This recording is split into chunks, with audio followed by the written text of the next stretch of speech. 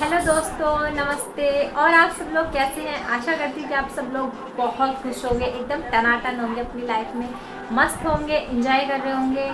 और welcome to my blog Mamta Maheshwari blog में। और सबसे पहले तो मैं आपका तहे दिल से शुक्रिया, थैंक यू करना चाहूँगी, क्योंकि आप मेरे ब्लॉग को देख रहे हैं और प्यार भी दे रहे हैं और कमेंट भी आ रहे हैं। तो आप और मुझे उनके कमेंट पढ़ के बहुत अच्छा लगा। जो जो उन्होंने मुझसे कहा कि मेरी मेरी स्टोरी से वो लोग कनेक्ट हो पा रहे हैं और कनेक्ट होके ब्लॉग को समझ रहे हैं, इंजॉय कर रहे हैं और मेरा सपोर्ट कर रहे हैं कमेंट करके मुझे। तो प्लीज़ ऐसे ही आप मेरे ब्लॉग को देखते रहिएगा। मेरी लाइफ की स्टोरी बहुत ऐसी है जिससे बहुत सारे लोग उससे कनेक्ट हो पाएंगे, महसूस कर पाएंगे।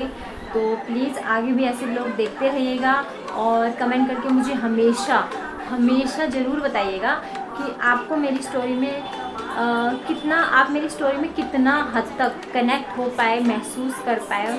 और अगर कोई गलती भी हो, कुछ गलती हो गई हो मुझसे या मैं कुछ गलत बोल जाऊँ अनजाने में, तो प्लीज़ मुझे कमेंट के ज़रिए ज़रूर बताइएगा ताकि मैं उस गलती को सुधार सकूँ और ज़्यादा से ज़्यादा लोगों तक इस ब्लॉग को अपने फ्रेंड सर्कल में, अपने रिलेटिव्स में हो सके तो प्लीज़ शेयर कीजिएगा, ताकि मैं थोड़ा सा लगे कि हाँ मेरा, तो मैं और अपने जोश के साथ आपको और अच्छे अच्छे ब्लॉग बना के दूँ, ताकि आप लोग मेरी स्टोरी से जुड़ सके, इंजॉय कर सके। प्लीज़ मुझे ऐसे ही मेरे ब्लॉग को देखते रहिएगा और बहुत सारे प्यार के साथ मुझे प्लीज़ सपोर्ट कीजिएगा, ताकि मैं अपनी एक अलग पहचान बना सकूं। क्योंकि मुझे बहुत ज़्यादा ज़रूरत है अपनी एक पहचान बनाने के लिए। एक हाउस लाइफ के अलावा मैं चाहती हूँ मेरी एक अलग पहचान हो जो आपके बिना अधूरी है। तो प्लीज़ मुझे सपोर्ट कीजिएगा। और जो लोग समझते हैं ना कि मैं किसी काम की नहीं हूँ, मैं कुछ ही नहीं कर सकती अपनी लाइफ में, बिल्कुल बेकार हूँ, मैं उन लोगों को ये बताना चाहती हूँ कि आप मुझे एक मौका दो, मैं कुछ कर सकती हूँ।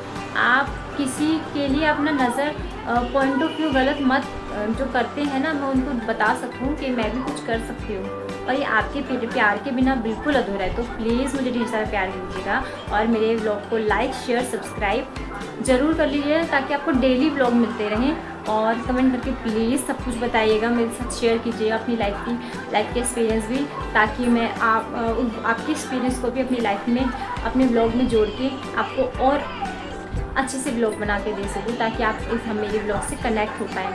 और जो मुझे कुछ नहीं समझते, किसी लायक नहीं समझते, मैं उनके लिए भी, जब मेरी पहचान बन जाए, जब मेरा कुछ हो, तो मैं उनके लिए भी कुछ कर सकूँ। मैं कभी भी पीछे नहीं हटूँगी। जिन्होंने मेरे साथ अच्छा किया हो चाहे बुरा किया हो, मैं हर किसी के लिए चाहती हूँ कि जब मैं एक पोजीशन तक पहुँच जाऊँ ना, मैं कुछ करूँ, लोग माने कि हाँ आज मेरी बेटी, मेरी बहू ने और मेरी मम्मी ने, मेरे बच्चों की मम्मी, वो जो मेरे बच्चे हैं वो कहें कि हाँ आज मेरी मम्मी ने कुछ कर दिखाया। तो मैं उन सबके लिए दिल से बहुत कुछ करना चाहती हूँ और मुझे आपका प्यार बहुत सारा चाहिए। प्लीज़ मुझे सपोर्ट कीजिएगा।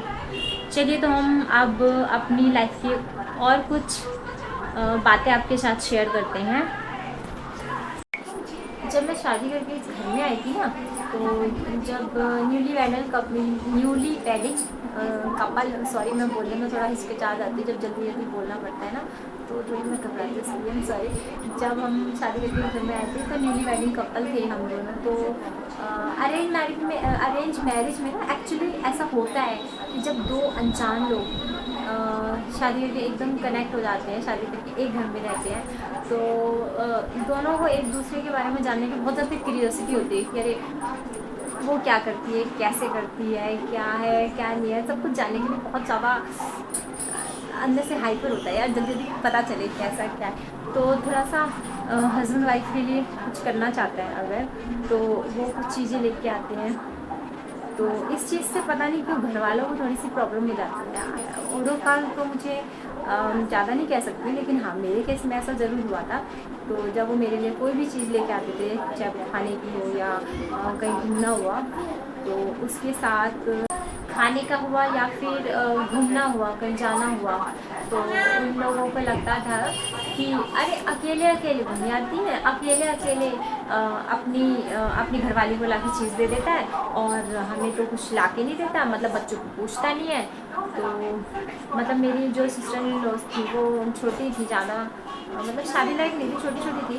तो मुझे लगता था कि नहीं, बच्चों को छोड़ दिया, हमें जो मतलब वाइफ अब तेरी बहू ने सिखा दिया होगा कि चीज़ें ना ला के दे, खाली मुझे चीज़ ला के दे, इसलिए अपनी बहू को चीज़ ला के दे देता है और घर में किसी को कुछ ला के नहीं देता। आप ये बताइए, अगर इस बात से तो काफ़ी हस्बैंड लोग भी मेरी बात से अग्री करेंगे कि जब आपकी नई नई शादी होती है तो दोनों के बीच में थोड़ा सा होता है ना, कनेक्शन बढ़ाने के लिए लोग टाइम स्पेंड करते हैं।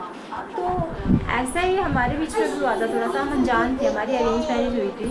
तो जब वो कुछ लाते थे मेरे लिए, मैंने काफ़ी बार उन्हें मना किया कि देखिए अभी आप ऐसे टाइम को मत लाइए, ऐसे टाइम पे सामान लेके आइए, कुछ भी खाने पीने का, या घूमने जा रहे तो सबको साथ में लेके जाइए, जब फैमिली के लिए भी दूसरे तो हम वहीं पे मिल रहे। तो उनका कहना था कि हमारी नई शादी हुई है तो हमें भी तो थोड़ा सा क्वालिटी टाइम स्पेंड करना चाहिए। बाकी वो सबके लिए सामान सब जो चीज़ें लानी होती थी वो सबके लिए लाते थे, ऐसा नहीं कि हमेशा सिर्फ मेरे लिए, नहीं फैमिली में सबको ला के देते थे। लेकिन कुछ चीज़ें होती थी जो हस्बैंड वाइफ के लिए स्पेशल कर लेते हैं, तो वो चीज़ मेरे साथ हुई थी। तो उनमें मेरी फैमिली को, मेरी मदर इन लॉ को क्या लगा कि नहीं, ये तो सिखा पढ़ा दिया गया है। एक नई बहू जो घर में आए हुए 4-5 दिन नहीं हुए, वो कैसे घर के बेटे को माँ के खिलाफ कह सकती है कि नहीं तुम उनके लिए कुछ मत लेके आओ, और क्या बेटा ऐसे सुन लेगा?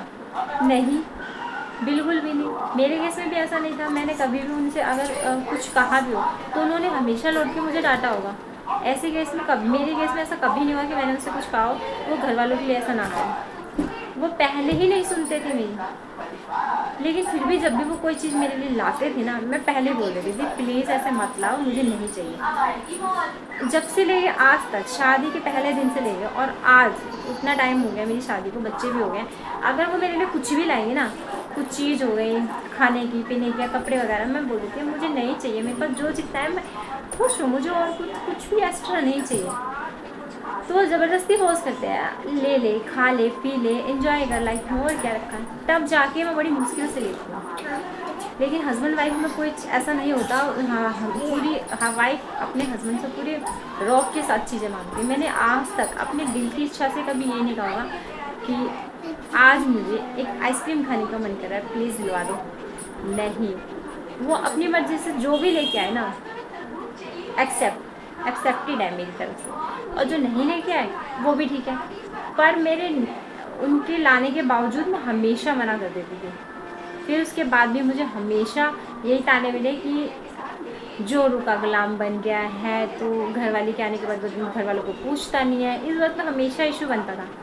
आप ये बताइए, ये बात मैं आपके ऊपर छोड़ती हूँ कि आप मेरे इस ब्लॉग को ये देखकर ये बताइएगा कि इस बात में मेरी कितनी सच्चाई है और आपको इसमें कहाँ गलती लगी मेरी।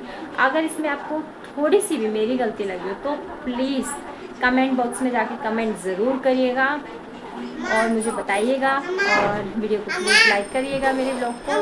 तब तक के लिए बाय, और कल फिर अपनी कुछ नई सीक्रेट बातों के साथ आपसे मिलेंगे। तब तक के लिए बाय, टेक केयर, अपना ख्याल रखिएगा।